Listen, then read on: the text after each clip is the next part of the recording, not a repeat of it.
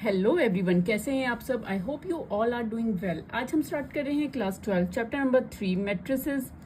आज हम करेंगे बेसिक कंसेप्ट्स टू एक्सरसाइज 3.3 के लिए हम बेसिक कंसेप्ट कर रहे हैं। किसी भी एक्सरसाइज को स्टार्ट करने से पहले उसका बेसिक कंसेप्ट जो है क्लियर होना जरूरी होता है।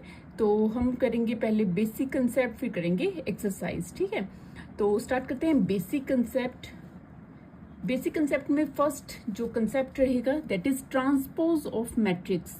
अब ट्रांसपोज ऑफ मैट्रिक्स क्या होता है। अब सपोज कर लीजिए एक हमारे पास मैट्रिक्स है, ए मैट्रिक्स है। ठीक है, इसका ट्रांसपोज हमने फाइंड आउट करना है, तो हम ट्रांसपोज को कैसे लिखेंगे, ए डैश से डिनोट करते हैं। ए कोई मैट्रिक्स है, इसका ट्रांसपोज करेंगे ए जब डैश लिखा है दैट इज ट्रांसपोज हुआ है ए मैट्रिक्स का। ठीक है, अब इसकी डेफिनेशन देख लेते हैं क्या होती है। Interchange of rose and column.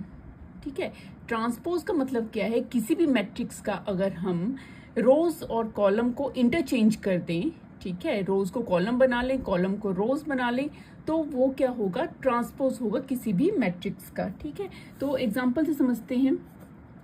For example suppose कर लीजिए हमारे पास एक मैट्रिक्स है ए, हमारे पास ए मैट्रिक्स है सपोज कर लीजिए, जिसके एलिमेंट्स हैं 3, 2, 8, 7, 9 एंड -11।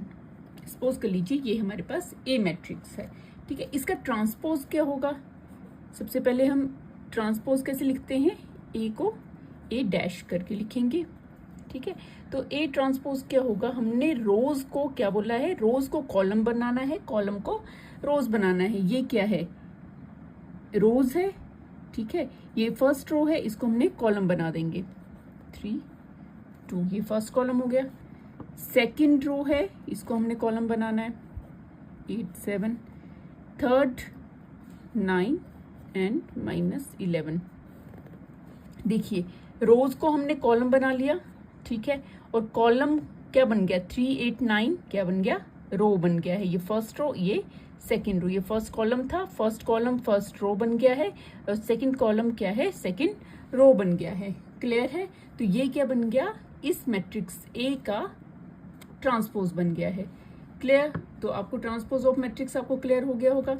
अब कुछ प्रॉपर्टीज हैं, प्रॉपर्टीज ऑफ ट्रांसपोज। ट्रांसपोज की क्या क्या प्रॉपर्टीज होती हैं। ठीक है, तो फर्स्ट प्रॉपर्टी लिखते हैं हम।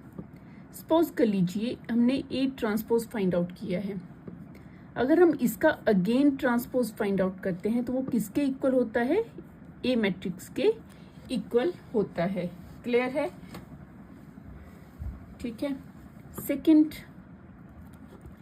सेकंड है, अगर सपोज कर लीजिए के कोई नंबर या फिर कोई हम बोल सकते हैं स्केलर क्वांटिटी है, ठीक है, जो ए के साथ मल्टीप्लाई होकर उसका ट्रांसपोज बन रहा है। ठीक है, के ए है और उसका ट्रांसपोज है। ठीक है, वो किसके इक्वल हो सकता है, के अगर हम बाहर लिखते हैं और ए ट्रांसपोज के इक्वल होगा। ठीक है, थर्ड प्रॉपर्टी है, अगर हम ए प्लस बी का ट्रांसपोज करें और वो किसके इक्वल होगा, A transpose plus B transpose के इक्वल होगा। सेपरेट करके प्लस करें तो सेम आएगा, किसके, ए प्लस बी को अगर हम पहले ऐड कर लें और उसका ट्रांसपोज निकाल लें तो। ठीक है, उसके बाद हमारा फोर्थ जो प्रॉपर्टी है दैट इज ए बी, कोई ए और बी मैट्रिक्स हैं, उनका अगर हम प्रोडक्ट फाइंड आउट करते हैं और देन उसका ट्रांसपोज करते हैं और किसके इक्वल होगा, ए का ट्रांसपोज और बी का ट्रांसपोज, देन उसको मल्टीप्लाई करते हैं तो वो दोनों इक्वल होंगे। ये है प्रॉपर्टीज ऑफ ट्रांसपोज की ये प्रॉपर्टीज हैं 4।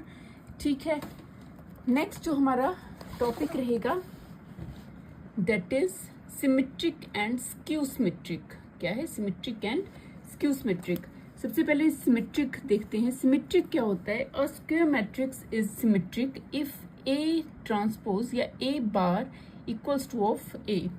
अगर हमारे पास कोई मैट्रिक्स है और उसका ट्रांसपोज अगर हम फाइंड आउट करते हैं और वो दोनों ही मैट्रिक्स क्या आती हैं, इक्वल आती हैं, तो आप उसे क्या बोलेंगे कि ये क्या है, सिमेट्रिक मैट्रिक्स है। ठीक है, इसको एग्जांपल से समझते हैं। फॉर एग्जांपल सपोज कर लीजिए हमारे पास एक मैट्रिक्स है ए, जिसके एलिमेंट्स हैं √3 2 1 2 1 5 3 3 0। ठीक है, ये हमारे पास एक मैट्रिक्स है। अगर हम इसका ट्रांसपोज करेंगे तो क्या होगा, जो कॉलम है वो रो बन जाएगी। √3 2 1, सेकेंड 2 5 3 एंड 1 3 0। ठीक है, अब चेक कर लीजिए, जो फर्स्ट एलिमेंट है यहाँ पे √3 है, √3 2 2 1, तो यही जो हमारा ए मैट्रिक्स है, इसके सारे एलिमेंट की जो अरेंजमेंट है या फिर जो ए मैट्रिक्स है किसके इक्वल है आ रहा है, ए ट्रांसपोज के इक्वल आ रहा है। ठीक है, तो जब ये दोनों इक्वल आ रहे हैं it means A equals to of A bar, जब हमारे पास ये आ रहा है तो हम इसे क्या बोलेंगे कि ये क्या है, सिमेट्रिक मैट्रिक्स है। क्लियर है सिमेट्रिक मैट्रिक्स? ठीक है, नाउ जो नेक्स्ट हमारा रहता है concept that is skew symmetric. Skew symmetric क्या होता है? स्क्यू सिमेट्रिक होता है अगर हमारे पास ए ट्रांसपोज है, ठीक है, और ये किसके इक्वल होता है, माइनस ऑफ ए के इक्वल आता है, तो उसे हम बोलेंगे कि ये क्या है, स्क्यू सिमेट्रिक है। एग्जाम्पल से समझेंगे। फॉर एग्जाम्पल हमारे पास एक मैट्रिक्स है, सपोज ए ट्रांसपोज है हमारे पास। ठीक है, ए ट्रांसपोज जो मैट्रिक्स है वो है हमारे पास 0 -1 -2 1 0 -3 2 3 एंड 0। ठीक है, ये हमारे पास क्या है, ए ट्रांसपोज है। ठीक है, इसका ए क्या होगा, इसका ए क्या होगा, रो को कॉलम, कॉलम को रो, वही है ना। तो ए क्या होगा इसका रो क्या बन जाएगा, इसके कॉलम क्या बन जाएगा, रो बन जाएगी। -1 0 एंड 3 एंड -2 -3 एंड 0, ये बन गई। ठीक है, इस हमने क्या किया, ए हमारे पास ए ट्रांसपोज है, ठीक है, उसका हमने वापस ए कैसे बनाएंगे, इसको रो को कॉलम, कॉलम को रो चेंज करके। अब हमारे पास जो स्क्यू सिमेट्रिक है उसके लिए कंडीशन है कि यहाँ पे माइनस होना चाहिए। ठीक है, अगर हम यहाँ पे माइनस कॉमन ले लेते हैं, इट मीन्स जो माइनस के हैं वो प्लस हो जाएंगे, प्लस और माइनस का हो जाएगा। ठीक है, साइन चेंज हो जाएंगे, तो ये माइनस का हो जाएगा, ये माइनस का हो जाएगा, ये माइनस का हो जाएगा, ये प्लस, ये प्लस, ये प्लस। ठीक है, तो क्या ये इक्वल आ रहे हैं, क्या ए बार जो है माइनस ए के इक्वल है? यस।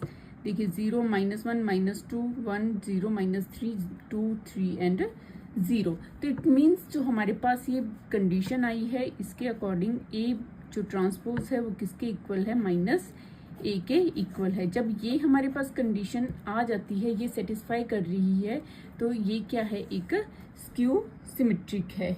ठीक है, तो हमारे पास क्या होना चाहिए, यहाँ पे माइनस के साथ होना चाहिए। ठीक है, तो आपको जो बेसिक कंसेप्ट थे हमारे इस एक्सरसाइज 3.3 से related, that is transpose of matrix, आपको क्लियर हो गया होगा। उसकी प्रॉपर्टीज हमने की हैं, सिमेट्रिक मैट्रिक्स और स्क्यू सिमेट्रिक हमने इस वीडियो में हमने अच्छे से समझा है। और उम्मीद करती हूँ कि आपको जो भी कंसेप्ट मैंने पढ़ाए हैं वो आपको अच्छे से समझ आ गए होंगे। अगर समझ आ गए हैं तो वीडियो को लाइक शेयर जरूर करें, और अगर चैनल में नए हैं तो चैनल को सब्सक्राइब करना बिल्कुल ना भूलें। तो इस वीडियो में इतना ही, मिलते हैं इसी तरह की नेक्स्ट एजुकेशनल वीडियो के साथ। Thank you and keep watching.